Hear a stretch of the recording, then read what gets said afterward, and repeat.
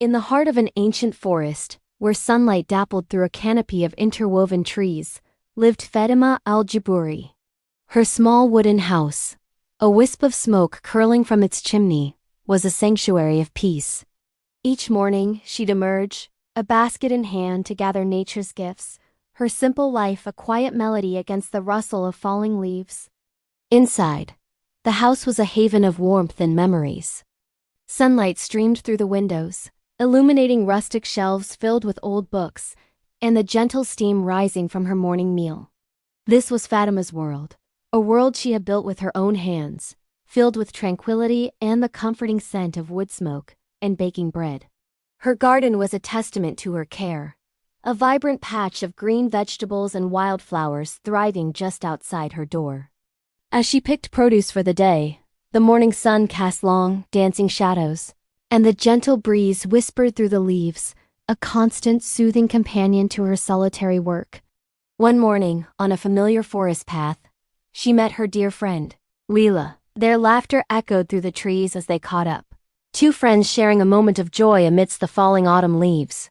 But their cheerful conversations soon turned serious. Leila, with a worried look, warned Fatima. "Be careful," she whispered, gesturing towards the distant village. Whispers travel on the wind, and not all of them are kind. People are talking. Fatima listened, a knot of unease tightening in her stomach. What could they possibly be saying about her simple life? Later that day, as a gray mist settled over the forest, a figure emerged from the fog. A man, exhausted and carrying a small, worn bag, stumbled onto her path. He looked weary, lost. Fatima, though surprised and cautious, saw not a threat, but a soul in need of kindness. She welcomed the stranger into her home. The warmth of the crackling fireplace seemed to thaw the chill from his bones as she offered him food and water. He accepted with a look of profound relief, his exhaustion melting away in the cozy firelit room. Fatima felt she had done the right thing. But her act of compassion was about to be tested in ways she could never have imagined. The next morning, news spread like wildfire from the village. A small golden chest, a community treasure, had vanished. The village square, usually a place of calm morning greetings, was now a hub of anxious faces and worried murmurs. Children peeked out from behind their parents, sensing the tension in the air. Soon the whispers Leila had warned her about grew into loud accusations. When Fatima went to the market, she was met with suspicious glares and pointing fingers. The talk was of the stranger she had taken in. "She's hiding him. She helped him." The accusations stung, isolating her from the community she had always known. She stood her ground, calm on the outside, but her heart ached with confusion and hurt. That night, the heavens seemed to reflect the turmoil in the village. A fierce storm broke over the forest. Wind and rain lashed at her little house, and Fatima rushed out to protect her precious garden from the violent gusts. It felt as if the world itself was angry, mirroring the storm of suspicion brewing against her. In a lull, a figure appeared through the misty moonlight. It was the stranger, his face pale and tense. He looked haunted. Fatima watched him from her doorway, her heart pounding. Why had he returned? Was he the cause of all this trouble? The following day, she met Leila again. But this time, her friend's eyes held no warmth, only suspicion. "Fatima, everyone is saying you're involved," Leila said, her voice strained. "Did you know what he was planning?" The doubt from her closest friend was a blow sharper than any villager's accusation. Fatima felt truly alone. But hope can appear in the most unexpected of places. That evening, a young girl from the village, chasing a firefly into the woods, stumbled upon something hidden beneath a pile of leaves. It was a small, ornate box, not the missing chest, but something else entirely.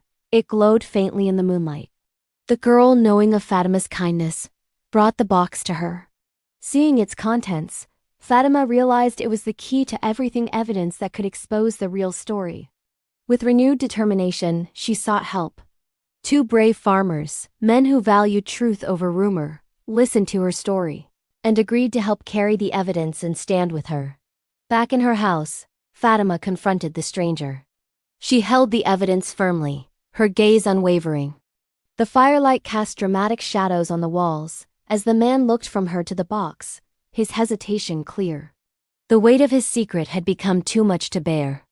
And so, he confessed. He wasn't a thief, but a man fleeing a powerful merchant who had framed him for a crime he didn't commit.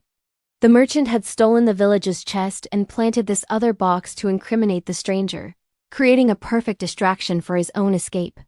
Fatima listened, her heart filled not with anger, but with compassion. She finally understood. The next morning, Fatima and the stranger walked the path to the village together. There was no fear in their steps, only the quiet resolve of two people determined to bring the truth to light. The forest seemed to hold its breath as they approached. In the village square, they stood before Sheikh Mahmud, the village elder, and the assembled crowd. Fatima presented the evidence, and the stranger told his story, his voice clear and steady. The villagers listened, their expressions shifting from accusation to curiosity, and finally, to understanding. The truth, once revealed, washed over the village like a cleansing rain. The whispers of doubt were replaced by smiles of apology and relief. Children, no longer hiding, played freely in the square as the warm sun shone down.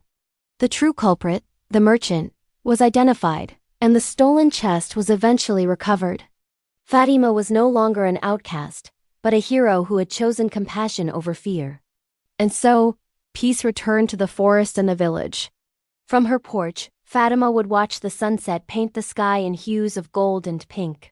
She'd see the children playing in the fields by the Sazan River and smile.